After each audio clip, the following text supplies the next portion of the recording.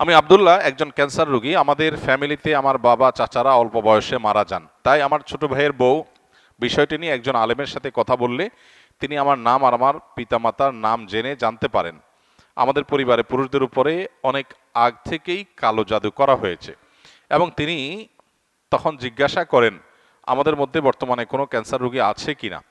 যেহেতু অনেক আগেই কালো জাদু করা হয়েছে, তাই সেটি দূর করা নাকি অনেক কষ্টকর হবে। কোরআন ও হাদিসের আলোকে আমি এর সমাধান চাচ্ছি, আর যাতে আমাদের পরিবারে কেউ ক্ষতিগ্রস্ত না হয় তার জন্য কি করণীয় দয়া করে জানাবেন। দেখুন, ব্ল্যাক ম্যাজিকের সাথে ক্যান্সারের একটা যোগসূত্রের কথা অনেক অভিজ্ঞ এবং নির্ভরযোগ্য রাকিদের কাছ থেকে আমি শুনেছি। তারা তাদের অভিজ্ঞতার কথা বলেছে যে ক্যান্সারের মতো দুরারোগ্য ব্যাধি এর সাথে ব্ল্যাক ম্যাজিকের কানেকশন অনেক বেশি। কিন্তু এখানে যেটা বলা হলো যে কোনো ব্যক্তির নাম পিতার নাম জেনে ওই বংশের সবার ডায়াগনোসিস করা হচ্ছে, অনেক নির্ভরযোগ্য রাখিদের মতে এটা সঠিক নয়। এবং এই পদ্ধতিটা মূলত রুকিয়া শরিয়া বা শরিয়া সম্মতে যে রুকিয়া তার মধ্যে এই পদ্ধতিটা পড়ে না।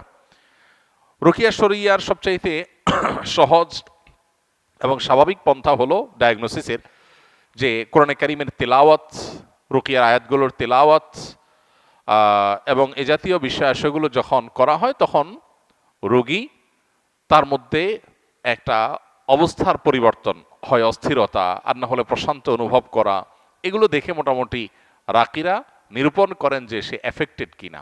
আরও নানাবিধ উপায় আছে, এটা তার মধ্যে একটা।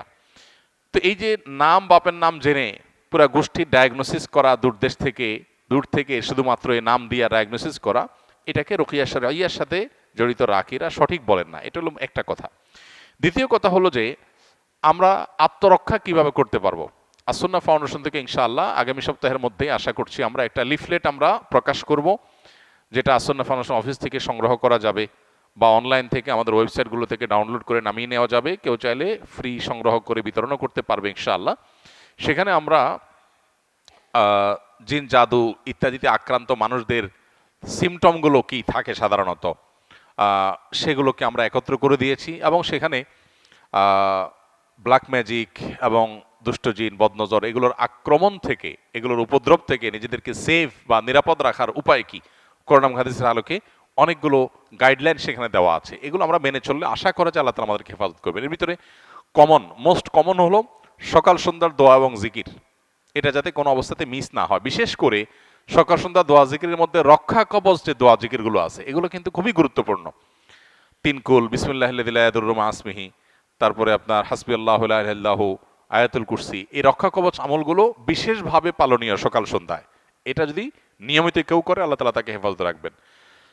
সুন্নাহসম্মত রোজাগুলোর বৃহস্পতিবার, বিশেষ করে চাঁদের 13, 14, 15 ব্ল্যাক ম্যাজিক থেকে বাঁচার জন্য এই 3 দিনের রোজা খুবই গুরুত্বপূর্ণ। রোজা এখন ডাক্তাররাও রাখতে বলে, স্বাস্থ্যের জন্য ভালো। নবী সাল্লাল্লাহু আলাইহি ওয়াসাল্লাম বহু আগে বলে গেছেন, এখন সেটার নানা স্বাস্থ্যগত উপকারী দিকও আমরা জানতে পারছি। অতএব আইয়াম বীজের রোজাগুলো রাখলেও সেহের ইত্যাদি থেকে, ব্ল্যাক ম্যাজিক ইত্যাদি থেকে আল্লাহ তাআলা হেফাজত রাখবেন। তৃতীয়ত, বাসা বাড়িতে কোরআনে কারিমের তেলাওয়াত এটার পরিমাণ আমাদের বাড়ানো দরকার। আমরা অনেকেই আছি বাসা বাড়িতে কোরআন তেলাওয়াত করি না। মোবাইলে ইউটিউবে সারাদিন আমরা এই ভিডিও সে ভিডিও দেখি, সেগুলোতে ব্যাকগ্রাউন্ডে মিউজিক বাজে, আমাদের খবরও নাই। যে বাসায় মিউজিক বাজবে সে বাসায় শয়তান আসবে, মানুষ এফেক্টেড হবে, নানাভাবে আক্রান্ত হবে, এটা খুব স্বাভাবিক। এই জন্য ওই পথগুলো বন্ধ করতে হবে। আর এই দিকে এসে কোরআনে কারিমের তেলাওয়াত বাড়াতে হবে। শুধু তেলাওয়াত না, সরবে তেলাওয়াত, উচ্চস্বরে তেলাওয়াত। উচ্চস্বরে বলতে চিৎকার চেঁচামেচি আমি বলছি না, যতটুকু শব্দ দিয়ে স্বাভাবিকভাবে তেলাওয়াত করা যায় বাসার বাড়িতে ততটুকু তেলাওয়াত, ততটুকু সরবে তেলাওয়াত। এটা আজকাল উঠে গেছে। যারা নিয়মিত তেলাওয়াত করেন তারাও আস্তে আস্তে তেলাওয়াত করেন, আর অনেকে বাসা বাড়িতে তেলাওয়াতই করেন না। তো এই কাজগুলো আমাদের নিয়মিত করা দরকার। এর বাইরে আরও বেশ অনেকগুলো গাইডলাইন দেওয়া আছে আমাদের ওই লিফলেটে। ইনশাআল্লাহ লিফলেটটা আপনার আগামী সপ্তাহ থেকে আশা করি পেয়ে যাবেন। আল্লাহ তাআলা আমাদের সবাইকে এ জাতীয় সব অসুবিধা থেকে, দুরারোগ্য ব্যাধি থেকে, মুসিবত থেকে হেফাজত রাখুন। বেশ কিছুদিন আগে আমার পরিবারের একজন সদস্য জাদুগ্রস্ত হয়েছিল। তখন আমার এবং আমার পরিবারের সদস্যদের রুকিয়া সম্পর্কে তেমন সঠিক ধারণা ছিল না। রোগীর অবস্থা খুবই ভয়ঙ্কর এবং অস্বাভাবিক হওয়ায় ইচ্ছা না থাকার পরেও কবিরাজের কাছে নিয়ে যেতে হয়। কবিরাজ থাকার ঘরে এবং রোগীর শরীরে রাখার জন্য কিছু তাবিজ দেয়, কিন্তু আমি আপনার এবং আরও আলেমদের বক্তব্য দেখেছি এই ধরনের পরিস্থিতি থেকে পরিত্রাণ পাওয়ার জন্য বাড়িতে বেশি বেশি আয়াতুল কুরসি, সূরা বাকারা, ইখলাস, ফালাক, নাস তেলাওয়াত করতে এবং অডিও প্লে করতে বলেছেন। সেই অনুযায়ী আমল করেছি পরিবারের সকলে। প্রথম প্রথম রোগী কোরআন তেলাওয়াত শুনতেই পারতো না, ধীরে ধীরে আল্লাহর রহমতে সে এখন পরিপূর্ণ সুস্থ স্বাভাবিক আছে। এখন আমার প্রশ্ন হলো, আমরা যে তাবিজগুলো আনলাম এতে করে কি আমাদের শিরকের পাপ হয়েছে কিনা? শিরকের পাপ হয়ে থাকলে ক্ষমার জন্য করণীয় কি? 2, তাবিজগুলো এখনো বাড়িতে এবং তার শরীরে রয়েছে, সেগুলো কি করব? 3, যারা মানুষের ক্ষতি করার জন্য এরকম জাদু করে তাদের বিরুদ্ধে আল্লাহ তাআলা পবিত্র কোরআনে কি বলেছেন? দেখুন, শেষটার কথা আগে বলি। যারা কাউকে ব্ল্যাক ম্যাজিক করে, জাদু করে, এই জাতীয় তাবিজ কবজ করে, মানুষের ক্ষয়ক্ষতি করার চেষ্টা করে, অনেক সময় আপোষের তাবিজ করে, তারা সবাই গুনাহে লিপ্ত।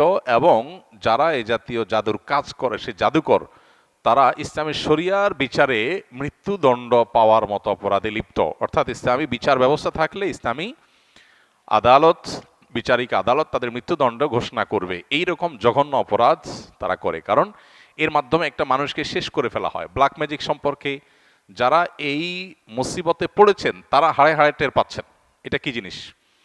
নবী সাল্লাল্লাহু আলাইহি ওয়াসাল্লাম পরিষ্কারভাবে বলেছেন, এইটা ওঁটকে হাড়ি পর্যন্ত আর মানুষকে কবর পর্যন্ত পৌঁছায় দেয়।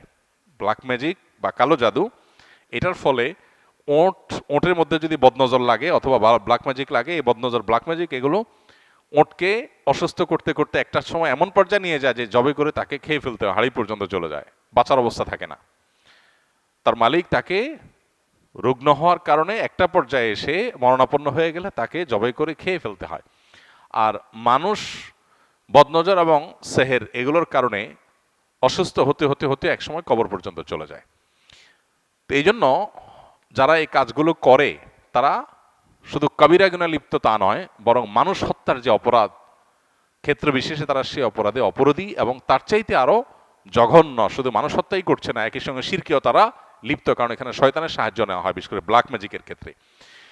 কেউ যদি আগে থেকে এরকম তাবিজ কবজ নিয়ে থাকে, বিশেষ করে তাবিজ কবজের মধ্যে ফেরাউন, নমরুদ, হামান, অমুক তমুক লেখা থাকে এবং অনেক সাংকেতিক বিষয় আসলে লেখা থাকে, তাদের উচিত তওবা করা। প্রথমত, নবী করিম সাল্লাল্লাহু আলাইহি ওয়াসাল্লামের যে চিকিৎসা পদ্ধতি, এর মধ্যে তাবিজ দেওয়া নেওয়া ছিল না। তিনি কখনো তাবিজ কাউকে দেননি, নিজে ব্যবহার করেননি। তিনি কি করেছেন? ঝাড়ফুঁক করেছেন, কোরআনে কারিমে আয়াত পড়ে ফু দিয়েছেন, অন্যকে দিয়েছেন। এটা হলো সুন্নাহসম্মত ট্রিটমেন্ট। অতএব আপনার আগের যেগুলো আছে তাবিজ, সেগুলোকে আপনি নষ্ট করে ফেলবেন, ডেস্ট্রয় করে ফেলবেন ইনশাআল্লাহ। আর ইতিপূর্বে যে করা ভুল, কবিরাজের কাছে আপনি গিয়েছেন, ভুল ভাল কাজ করেছেন, সেজন্য আল্লাহর কাছে তওবা করবেন, সংকল্প করবেন, ইনশাআল্লাহ আশা করে যে আল্লাহ তাআলা আপনাকে মাফ করবেন। আর এখানে আপনার বক্তব্য থেকে বোঝা গেল যে যারা সেহের সম্পর্কে ধারণা রাখে না, তারা যদি সত্যানুসন্ধানের দৃষ্টিতে খোঁজার চেষ্টা করে তাহলে তারা পথ পেয়ে যাবে। কোরআনে কারিমের তেলাওয়াত করা হলে কিভাবে একজন ব্ল্যাক ম্যাজিকের রোগী ধীরে ধীরে সুস্থ হয়ে ওঠে এবং অস্বাভাবিক পরিবর্তন তার মধ্যে আসে, এটা কোরআনের একটা মুজিজা, অলৌকিকত্ব। মাশাআল্লাহ, এই অলৌকিকত্ব কেউ দেখতে চাইলে তিনি ব্ল্যাক ম্যাজিকের রোগীর উপরে কোরআনের প্রভাব দেখতে পারেন।